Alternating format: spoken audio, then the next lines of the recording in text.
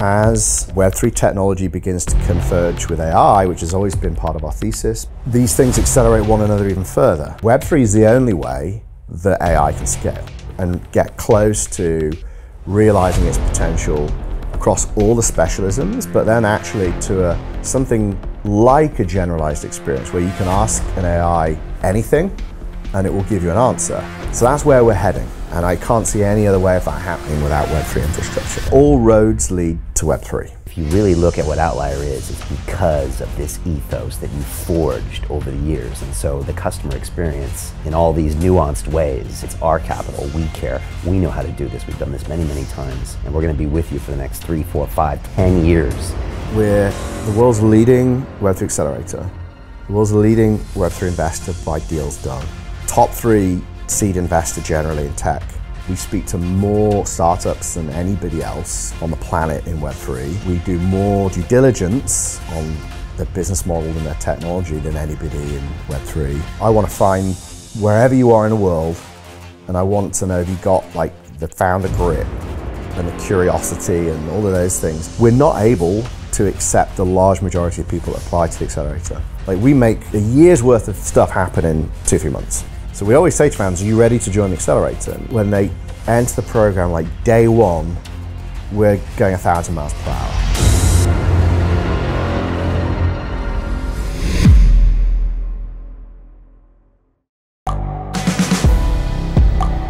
The world is changing. Inspiration is everywhere. It has never been so easy to connect, share, and bring people together. We're learning from others and finding the best in ourselves. Challenging our beliefs. Sharing our vulnerability. Overcoming our fears. Transforming ourselves so we can transform the world. How far can we go? This is London Real. I am Brian Rose. My guest today is...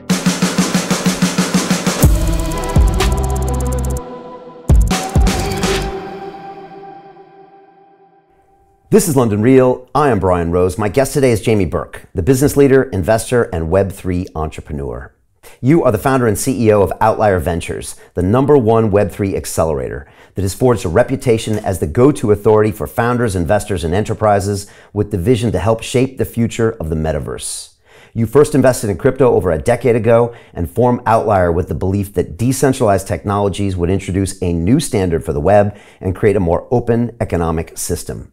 Today, your portfolio includes over 220 startups from every corner of the globe and has helped raise over $350 million in seed funding across your various accelerator programs. Your mission is to create an ecosystem that can onboard 1 billion users into an open and inclusive metaverse. Jamie, welcome to London Real. Thanks for having me. Great intro. You nailed it. There you go. Look, I can't wait to get started here. And so I want to jump in. I saw one of your tweets was pinned from April 3rd, and you said this: so it's official. We are now not just the world's most active accelerator in Web3, but the most active Web3 investor, full stop, based on Q1 data. And you said that's still investing in sub 3% of applications. You said a huge congratulations to the whole Outlier Ventures crew on getting us there. Those are big milestones. I was wondering if you could tell us kind of what is the state of the union of Outlier, and maybe a little bit about this 10-year journey to get to where you are right now. Yeah, well, yes, it's a real kind of point of reflection, that tweet, especially the kind of year that got us to that, because historically we kind of floated around anything from 25 to 30 people across various cycles. And we went into last year, what's that, 22? Yeah. I always get confused. So we went into last year, 22, knowing that there was going to be a correction. Of course, we didn't know, how violent it would be and how much leverage there was in the system that had to kind of unwind, let alone all the malpractice. But, it's not our first rodeo, right? So we knew, we had enough data points to understand that things were getting very, very frothy, and there would be a correction. And so, we had a choice at that point. Do we dial things back down? We'd grown a little bit more than we usually in terms of headcount and operations. Or do we really lean into it? And we decided to lean into it, which turned out to be the right thing to do. But when you're in the middle of it, so we were scaling the number of people, market was correcting down the whole way, implosion after implosion was going off. Venture capital was drying up, and our job is to help founders raise money. But things were getting a lot harder for founders, and we knew that, right? That money would dry up. It would be that much harder to launch a startup. And well, if we didn't do it, if we didn't lean into that to help bring new founders into the space, to help them on board, close money, find product market fit, then nobody would, and the industry would be set back, several years. So we decided to lean into it. I'm not gonna lie, it's pretty painful, scaling a company in that market environment is very challenging. But we went through those growing pains, and we came out the other side. And Q1 of this year really felt like almost a new company in a way, with all the learning, the institutional learning of a near decade now, but really kind of primed to be a leader, in the space. We actually didn't know that we were, so we knew the goal was to be the number one accelerator by deal activity, but we didn't know that would actually make us number one by investments full stop within the investor category. And even outside of Web3, I think we're top 3 seed investor globally, putting aside Web3 and anything else. So it was a Herculean effort by the team, really got a great management team, leadership team. And, we're just that much better now at helping founders at scale. I think you mentioned 3%, sub 3% of applications that we work. It's actually lower now. I think it's about 1.5%, which for us shows that you can scale while still having quality control. A lot of people always say, okay, yeah, well, if you're the most active, you're doing these level of investments, surely you're kind of letting your quality of startups getting lower. But the interesting thing is, and this was another part of the intuition of the prior year, was that the founders we were seeing coming into the space were order of magnitude more competent, seasoned founders pouring out of big tech, multiple exits, deep domain expertise. These were not just technologists looking for a problem. These were people that had a deep understanding of that particular use case, market, industry. And we also saw the number of founders that were coming into space growing. And so we thought, well, look, if we can operate somewhere between 1% to 3% of the market, and the market's growing, then we'll just grow with the market. So that's been the strategy. It's been working so far, and yeah, it's strange to think how far the industry's come now over near a decade of being in the space. I think you could probably call us an industry now, properly. Now, Yeah. And so when you had to go all in 22, is that about capital reserves? I mean, because you have to give seed funding to these companies. You have to staff your entire business to accelerate these companies. And I'll get into how you do that with these 12-week programs later. Yeah. But that's money. Obviously all the overhead. I mean, is it about, wow, we actually have some capital reserves and we're going to put them to use as opposed to just hold our breath and scale down like everybody else did? Yeah, so one of the unique things about Outlier is that we're not a GPLP fund. So it's our own money that we've realized from profits, making profitable investments over several cycles. Now, we still hold the majority of our investments, whether they're liquid assets or, it's a liquid equity, or it will be converted to digital asset at some point, equity to digital asset. So in almost all of our investments, 250 plus now, we still hold the large majority. But because we're going very early and we've been successful at making investments and managing the associated risk of investing at that stage, almost now at an industrial scale. You've got 100 full-time people across 360 of disciplines that you need to look at. So it's token design, regulatory compliance, business model, now domain expertise, technical analysts looking at how they've configured their stack. So we've got a lot of eyes and a lot of experience now, data points to have an understanding of the usual stuff about what makes a good founder, that kind of grit. But then also, looking at the TAM, total addressable market, and everything else, and understanding kind of the technical decisioning. So we've been able to be pretty much profitable every year of our existence across cycles for almost a decade in crypto, while still retaining the majority of our upside. So that's given us a lot of latitude. We don't have LPs trying to pull money or dictate thesis. It's mean we've been able to adapt and evolve with the market, like sometimes fundamentally change our thesis on the fly, and be very, very agile. And it means that we can take long-term bets, like the clock's not ticking. So we can sit on something as long as we think we should sit on it. So that's kind of just allowed us to, I think, navigate the market in a way that a lot of other people haven't been able to.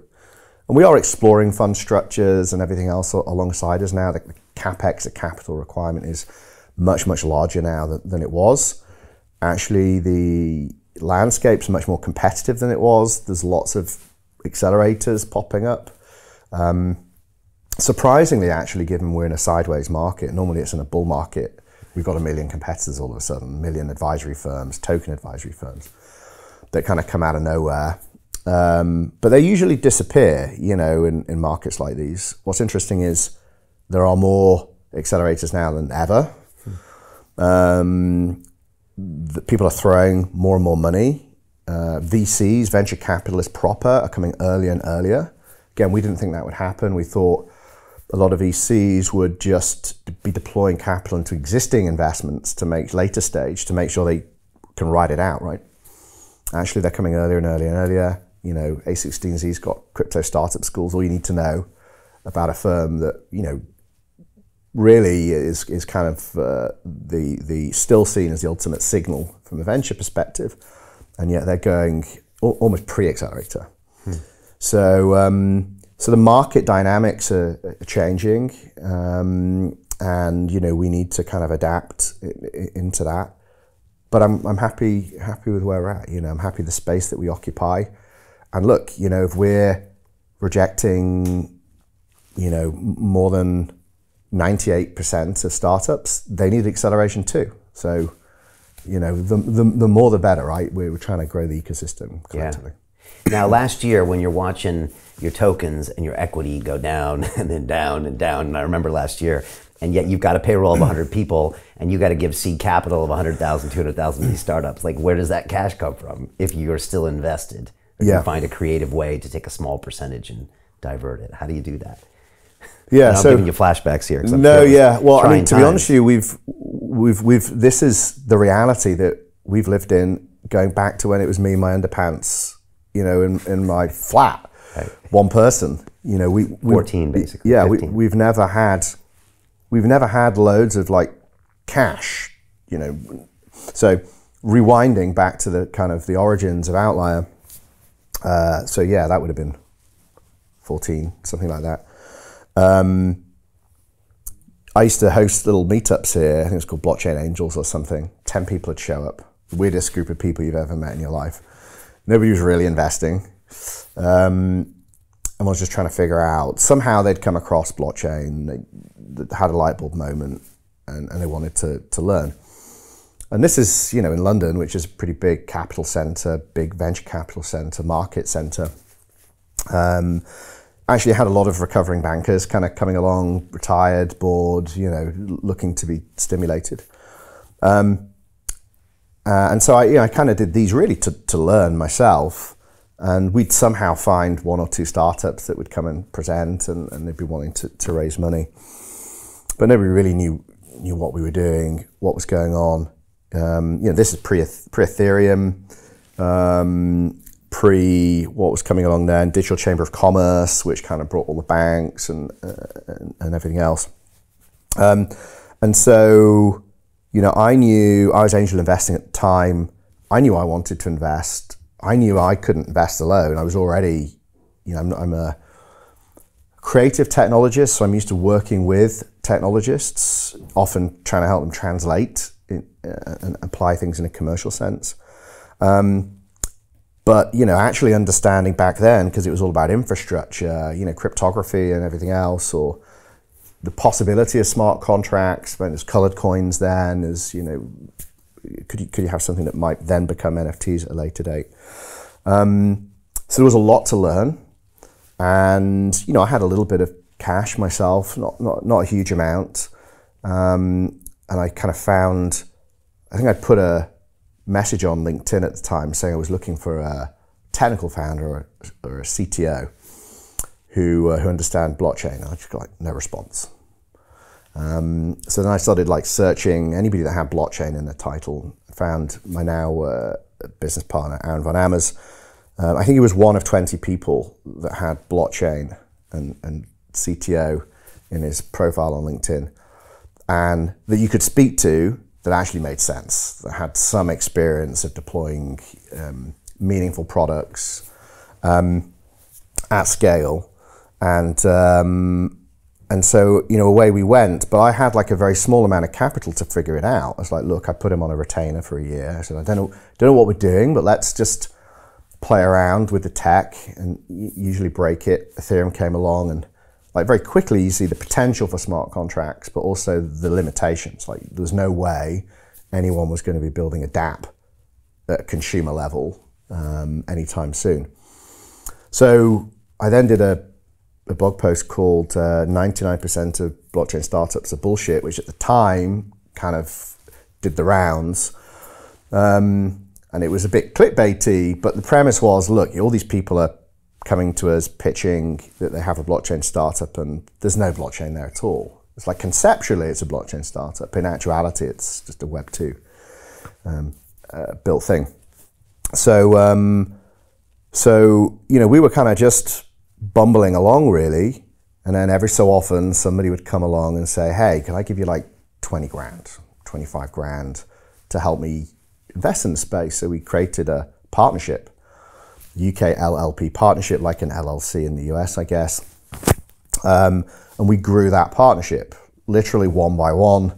An angel would come along somehow, and they'd had their moment, they'd put a little money in, and we'd take that money and we'd deploy it. But it was never material amounts of money that we were investing.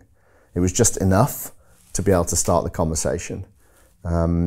So we had to become a value investor. Everyone talks about being not in a market sense, in a VC sense. Well, I'm a value-based VC, i.e. I'll bring some value other than the capital. In reality, most don't, or they do it in a very limited way. But we really did, because we didn't have much money to give people, so we really had to overcompensate in the value that we could bring.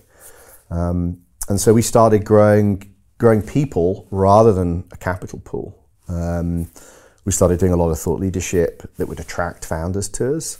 And we'd get on the cap table through advisory primarily. Right.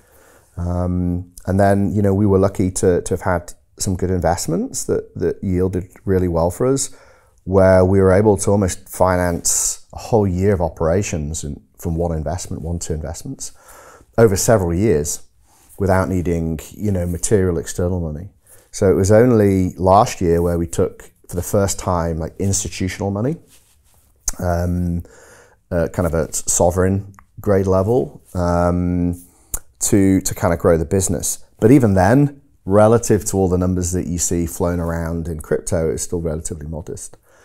So because we've never really had much money, we've always had to be really disciplined with it.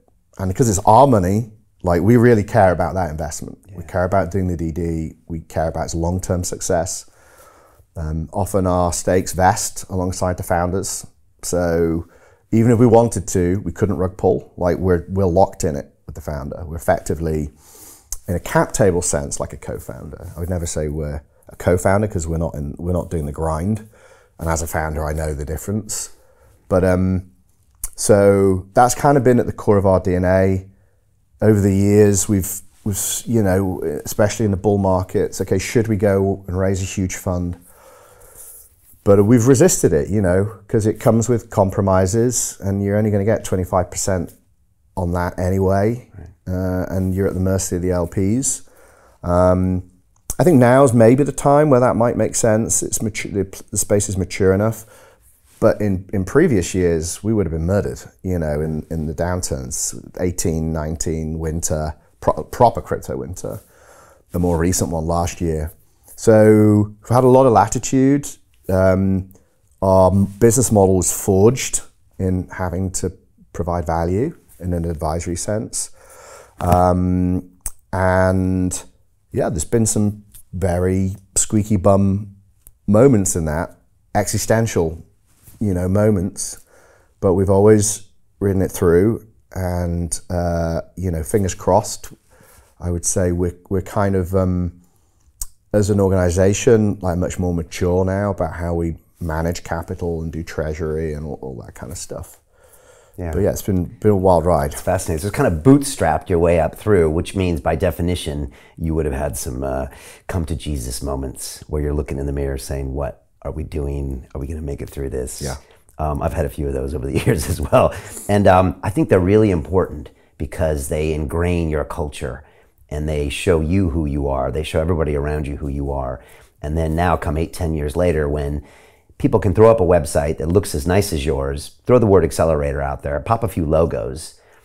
But if you really look at what Outlier is, it's because of this ethos that you forged over the years. And so the customer experience in all these nuanced ways is someone, like you said, who it's our capital, we care, we know how to do this, we've done this many, many times, and we're going to be with you for the next 3, 4, 5, 10 years. Yeah. And across cycles. Right, across cycles. And now people know that, and that's in your blood. And that, it's fascinating to me. They always say the customer experience is a lagging indicator of the company culture. I always love that. And so like sometimes people see like an episode of this show, or they'll see one of your successful startups and they're like, oh wow, I guess I could do that too. And it's like, you maybe could, but if you want to do it consistently over time, it's probably built on a lot of things. And I wouldn't recommend trying. Right? Yeah. Easier things to do in life, you know, than be an accelerator, I can assure you, you know. Yeah, I would say to that. Can you walk me through a case study, perhaps, of what you do? Because I think a lot of people don't know the difference between, say, an incubator and an accelerator. And maybe we take one of your companies. I don't know. I know, you know, something like Fetch AI is quite famous. Yeah, but I was curious if you could take something like them and say, okay, how would they meet you? Then what happens next? Then what happens next? And then what happens next? Because I think it'd be a really good case study for me and everybody else. Yeah. So actually, Fetch.ai is an interesting one in that it also tells our story of how we've evolved what we do and what we don't do. So actually, when we worked with Fetch.ai, which I think was late 17 maybe. Wow, a long time ago. We were the first investor in, first check.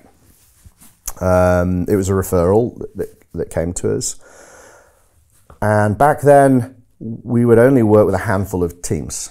I think we maybe had 15 staff, something like that. And so we'd work with a handful of teams, and we were more closer to an incubator than an accelerator, and I'll kind of explain the difference. So we'd work with a handful of teams. They'd all be at totally different stages.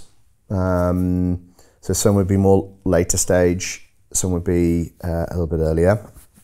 And they'd all need slightly different things, and you wouldn't know what they'd need. You know, it'd just be they've hit a problem.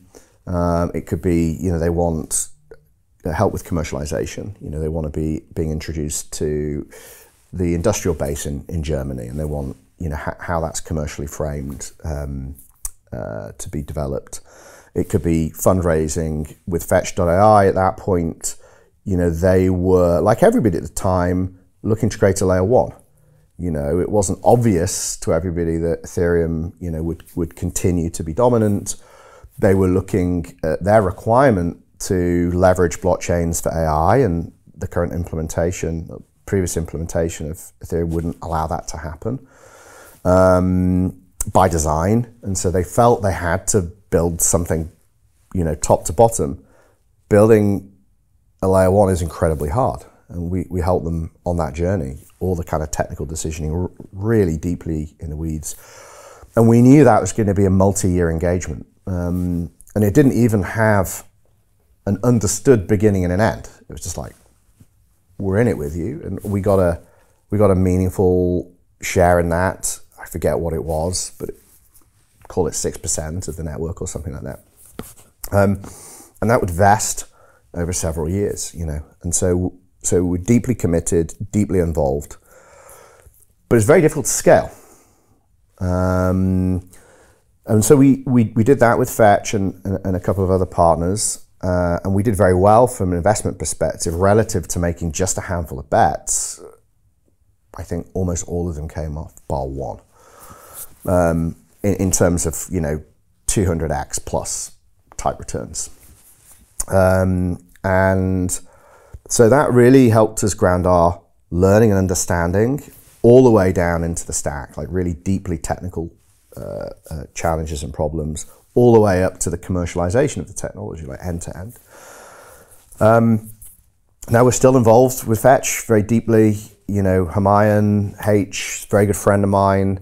We're actually due a catch up. I'm going to go to his place or my place. I think he's renewing his wedding vows soon. We're friends, we're very good friends. And what's interesting is this is now in vogue, right? When we were doing it 2017, 18, his vision was that Web3 would be a great infrastructure to coordinate decentralized AI. Now, keep in mind, Hamayan was the first angel investor into DeepMind. His CTO at the time was the first technical hire at DeepMind. DeepMind is the company that Google bought to create its AI competency, and its CEO has now taken over AI in totality at Google in response to what's happening with Microsoft and ChatGPT. So he'd already had that vision, and we'd already made a few investments, including Ocean Protocol with Trent McConaughey, who's also an AI guy, came into Web3 as an AI guy, realized it could enable this new data economy, the commodification of data, ultimately to train AI models. So we were kind of playing around in that, and we knew that was going to be a decade vision. And a lot of the times, we talked to other investors, and I was like, yeah, dude, you're talking 50 years away. And these were deep Web3 investors. They weren't, traditional investors. And it took a lot of conviction, right? And we went, both Ocean and Fetch, had the highs and then the 90% losses. Crypto winter for 2 years, couldn't raise any money. Continued to ship product and survive until 2023. It's amazing if you think about that founder resilience, right? Both actually, Ocean Protocol and Fetch.ai. And so that kind of way of working and relationship is different to how we work with startups now. I can't possibly personally be that involved as I was then, but we had that's kind of where we developed a lot of our learnings, like what works, what doesn't work. Okay, is there a blueprint here that you could repeat to a degree with a Web3 startup? Like, how do you categorize the risks that you've got to mitigate? Well, there's technical risk, business model risk, go-to-market risk, regulatory risk. Okay, well, how could we create some content programs around that? Of course, they all have to constantly be updated because it's all evolving. How can we modularize that kind of learning? And I know you also do stuff in kind of the e-learning space, right? So it's productizing learning in a way. And then so what year was it? So we're 23. I think after a couple of years, maybe 19, 20, I'm not sure. When was COVID? 20 and 21, I guess. Yeah, 20 so when it all kicked off. 19 we launched the accelerator. We said, okay, look, we think we've got enough learnings now where we can bring in a batch of founders. The first one was a batch of 5. We can have a structure. They're all going to roughly be at the same time in the cycle, and we're going to take them through a program of 3 months. And at the end of it, they're going to be ready to kind of close some funding. Now, 2019 was in the depths of the crypto winter. We were kind of just coming to DeFi summer. But often we were helping Web3 startups raise money saying they weren't a Web3 startup. So they were leaning into the market, they were leaning into more of an AI company or whatever it is. But it worked. We had 5 teams. Several of them are doing really well now. Dia Data launched a network around data oracles, but to institutional grade, so you can have a regulated product built on them. Still going strong out the depths of that winter. Boson Protocol, still going strong, launched a network, still shipping code for the future of e-commerce. Maybe talk about that a little bit later. Crucible, which is looking at, actually was our first metaverse investment before we were even calling it metaverse investment. He was actually, Ryan of Crucible was calling it the metaverse then, which set in train my thinking for the metaverse and subsequent iterations of the metaverse thesis. But it was very personal. Ryan of Crucible, so that was, he was in maybe cohort 2 or 3, COVID hit, he'd flown from LA, he was stuck in a flat on his own. I actually moved him into my house, my family house. He lived with me during COVID, which is actually very informative. It was like watching how my kid was using games at the time, and he's a bit younger than me, and he was like, oh yeah, that's like, they're all doing that. So, very intense, very, very personal. But through that, we kind of developed this blueprint for success. And as an investor, an understanding of beyond the business model, beyond the market, like what's required for a really successful Web3 founder, like psychologically, what's that profile look like, or what combination of profiles do you need in a team to kind of complement one another? Because it's more riskier, burnout happens much quicker, right? The highs and the lows are much more extreme, much more volatile. And you fast forward to where we are now, our goal is 200 startups a year. So we're going to double what's taken us a decade in a year. So for me personally, I'm spending less time with founders, which I miss. But at the same time, my goal now is how do we systemize this to help as many founders as possible, wherever they are in the world. So we're still virtual. COVID made us virtual. We stayed virtual.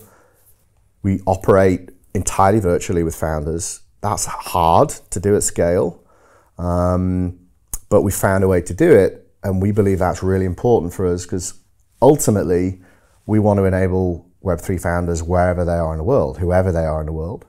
And the interesting thing is that as Web3 technology begins to converge with AI, which has always been part of our thesis, published a paper on it in 17, 18, and 19.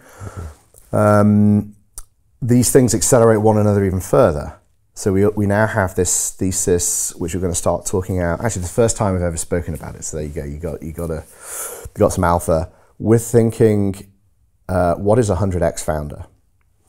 So when a founder can use something like ChatGPT to have a conversation with an expert on almost anything, as long as there's enough publicly available data to have trained it. So it can't be really niche stuff, but like understanding a market, building a pitch deck, using tooling like Midjourney to develop a logo, brand identity. I mean, all these things can be done by one person, a solo founder, with no technical knowledge, because they're creating. You can even do programming with an app now,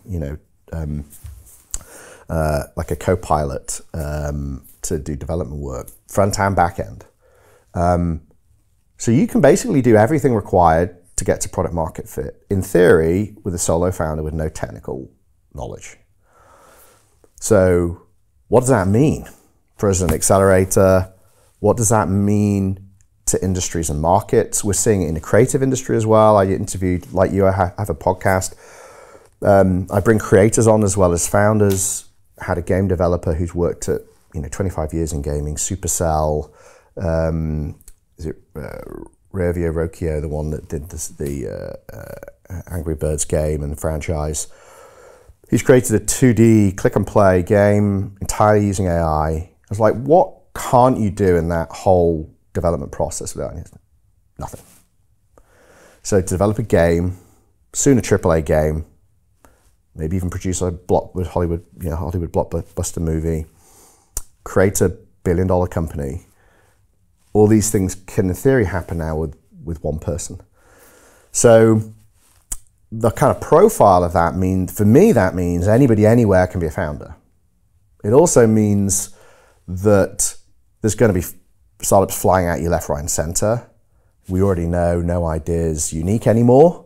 The hive mind on Twitter, like as soon as you've thought it, somebody's tweeted it. Like before you've even tweeted it, there's no unique thoughts. So no unique thoughts, 100x founders. Shit's going to get really crazy. I'm excited by it, but it's there's all the more pressure as well now on a founder because there's could be 100,000 other founders all around the world. Sub-Saharan Africa, Bangalore, the leveling field is, playing field's lowered, and so it's a lot more competitive to be a founder, but also a lot more inclusive. Yeah, that blows my mind. We had a quick Zoom call a couple weeks ago, and you told me that. You said, I've seen the first unicorn, single founder, single employee startup. And you're like, we can give them a stack of AIs and they can do it all. And I was like, my mouth kind of fell. I was like, wow, I hadn't heard that concept before. And obviously it's coming from you. And so, and I was like, wow, this is the new future. But I hadn't played it out. Like you said, that's amazing. But now it lowers the bar. So now, or lowers the barriers to entry, I guess. So now anybody can do it in all these countries that you might require, like you said, infrastructure before. But if the tools are there, and then now you've just now dialed in your model after 10 years, and now someone came in and said, guess what? We're going to make this even different. But you can still use all your IP. It's just going to have to change a little bit, probably to cater to these people. Yeah, well, I mean, look, the challenging thing and the exciting thing about working in the space that we work in is that, you need to understand capital markets, economics, socioeconomics, politics, technology, multiple technology domains, so Web3, AI, even things in XR increasingly, and they're all converging, they're all accelerating one another, and the human brain doesn't scale that way, so things like Twitter for me personally really help in that I'm just synthesizing this hive mind. It really enables me to kind of navigate what's happening. But also as a accelerator, we're in a really unique position because we'll speak to several thousand startups a quarter. And you don't need to be a genius. It's pattern recognition. You'll notice there's phrasing's been used increasingly, certain technology sets being applied to certain sector increasingly. And so that's, I think, where we're quite unique. Like our IP is we speak to more startups than anybody else on the planet in Web3. We do more due diligence on their business model and their technology than anybody in Web3. And as I said, we're not far off second most active seed investor globally, full stop. I think C count and Y Combinator than us, and we're very close to Y Combinator now. I would argue we do, because we do later stage, so we do pre-seed, somebody with an idea, but we also do all the way up to Series A. So I think we do more DD, because a concept's a concept, okay? You're backing the founders to come in and give it a go.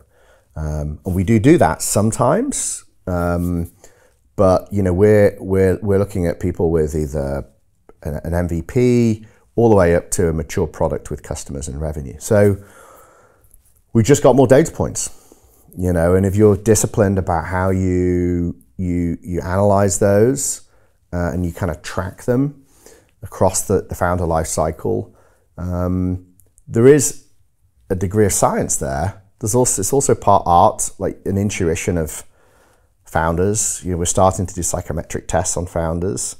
Not like hardcore things, just asking certain questions, you know, that reveal, I'm less interested in where you studied, and I'm more interested in like, what was the big thing you overcame in your life in the last 5 years? Personal, professional, I want to see adversity, overcoming adversity or something like that. So it's part art, part science. You're never going to totally be able to, like us, have an AI do what Outlier does, just auto write, you know, investment tickets and point to content modules.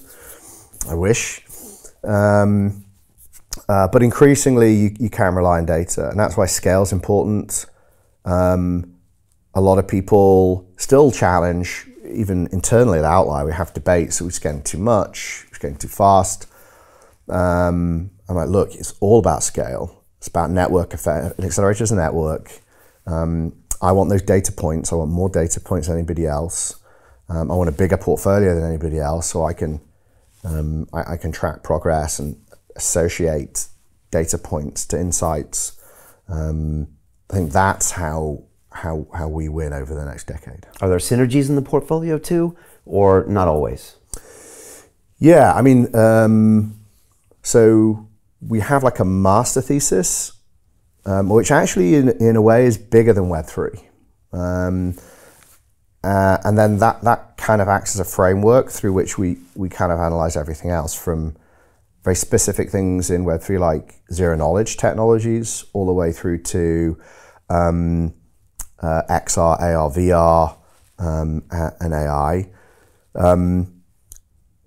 And, you know, it's actually quite surprising how often we've been right. It's just about timing, right? So for me, a lot of these things feel like common sense. If you're just having these conversations, I'm sure, same for you, right? If you're just sitting down with people and having those conversations, you know, you connect dots. Okay, maybe some people are better than others, but I think also if you just do it enough and you know how to ask good questions, you're going to develop insight. And I'm very pro thinking aloud. So you'll see me just, you know, say things on Twitter without much thought, and I'm okay being wrong. Like, I'm inviting people to tell me why I'm wrong. I don't, you know, the goal isn't to kind of put out this fully formed thing that's right. It's to kind of start a conversation. And that's led us to, you know, things like the convergence thesis. It's led us to, I think as far as I'm aware, we're the first fund to publish a whole paper on token design, 3Ds of token design, I think we called it, and develop the discipline called token engineering, so how you bring engineering rigor to token systems. So we published that back in, I don't know, 18, 19. We were the first investor to publish a thesis on the metaverse, in particular the open metaverse. So that was first week of January 21. I think it was before Matthew Ball had been talking about it for a while, but I think we were the first ones to really propose that Web3 would be an operating system for an open metaverse. We'll talk about the recent update to that, which is Metaverse Under Attack, 2 years in review to that. So long story short, we've been ahead of the market because we have to. It's a byproduct of, if you're investing at pre-seed seed, you have to be early. You have to be earlier than everybody else. You have to be prepared and able to go earlier, manage risk of going earlier ahead of everybody else, because if you can't, they're not going to join the accelerator. You've missed that one. And if you're too late, if you're too early, then they won't race. You can be right. To continue watching the rest of the episode for free, visit our website londonreal.tv or click the link in the description below.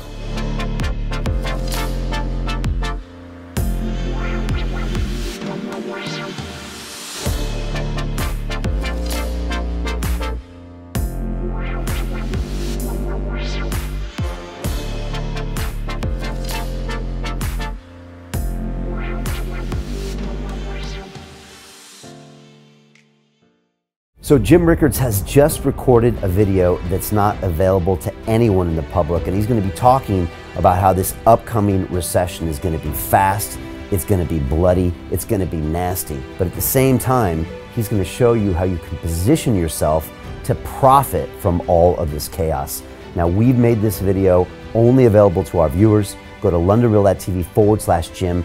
Watch that immediately.